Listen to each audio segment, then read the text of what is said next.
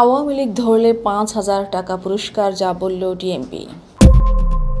সম্প্রতি সামাজিক যোগাযোগ মাধ্যম ফেসবুকে কার্যক্রম নিষিদ্ধ আওয়ামী লীগ ও এর অঙ্গ সংগঠনের নেতাকর্মীদের ধরলে পুলিশ সদস্যদের ৫,০০০ টাকা পুরস্কার দেওয়া হবে, এমন একটি খবর ভাইরাল হয়েছে। তবে নির্দিষ্টভাবে এমন কোনো পুরস্কারের কথা জানে না ঢাকা মহানগর পুলিশ ডিএমপি। রোববার ডিএমপি মিডিয়া সেন্টারে আয়োজিত এক সংবাদ সম্মেলনে এমনটা জানিয়েছেন ডিএমপির মিডিয়া অ্যান্ড পাবলিক রিলেশনস বিভাগের উপপুলিশ কমিশনার মোহাম্মদ তালেবুর রহমান। এ বিষয়ে এক প্রশ্নের জবাবে তিনি বলেন, স্বাভাবিকভাবে আমাদের অফিসার বা ফোর্স কোনো ভালো কাজ করলে সবসময় সেটিকে আমরা উৎসাহিত করে থাকি। এক্ষেত্রে আর্থিক প্রণোদনা থেকে শুরু করে বিভিন্নভাবে উৎসাহিত করা হয়।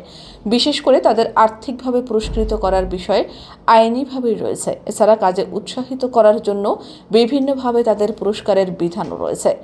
মোহাম্মদ তালেবুর রহমান বলেন, বিশেষভাবে কোনো একটি কাজের জন্য ওয়্যারলেস বার্তায় ৫,০০০ টাকা পুরস্কারের বিষয়টি আমার জানা নেই।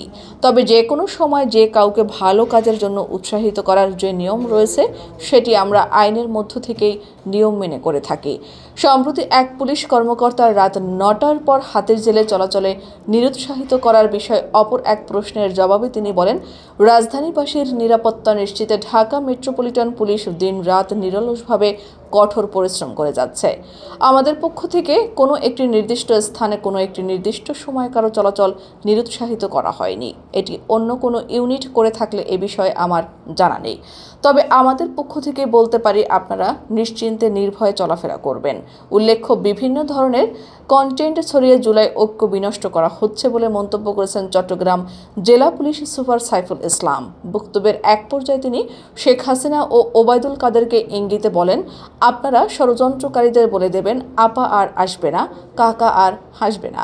মঙ্গলবার চট্টগ্রামে জুলাই গণ অভ্যুত্থান দিবসের এক সভায় তিনি একথা বলেন। দুপুরে নগরের সার্কিট হাউস প্রাঙ্গণে জুলাই গণ অভ্যুত্থানের শহীদ পরিবারের সদস্য আহত ব্যক্তিদের সংবর্ধনা ও আলোচনা সভার আয়োজন করে চট্টগ্রাম জেলা প্রশাসন।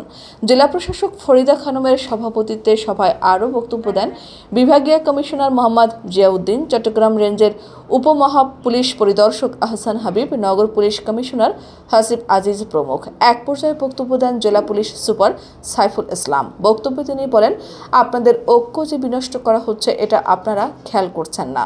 আপনারা যদি এটা খেয়াল না করেন, শত্রুরা সুযোগ পেয়ে যাবে। শত্রুরা কিন্তু আবার আসার প্রস্তুতি নিচ্ছে। মনে করতে হবে এটা তাদের সাইবার ওয়ারফেয়ারের একটা অংশ। এই অংশকে আপনাদের প্রতিহত করতে হবে। সাইফুল ইসলাম বলেন, আপনাদের সঙ্গে আমরা যারা প্রশাসনে রয়েছি তখন আমাদেরও কিন্তু একই পরিণতি বরণ করতে হবে। আপনারা যদি আপনাদের পরিণতি সঠিক চান, দেশটাকে যদি স্বাধীন ও সার্বভৌম বাংলাদেশ হিসেবে প্রতিষ্ঠা করতে চান, বহিঃশত্রুর আক্রমণ থেকে মুক্ত করতে চান, আপনাকে ঐক্যবদ্ধ হতে হবে। আপনারা ষড়যন্ত্রকারীদের বলে দেবেন আপা আর আসবে না, কাকা আর হাসবে না।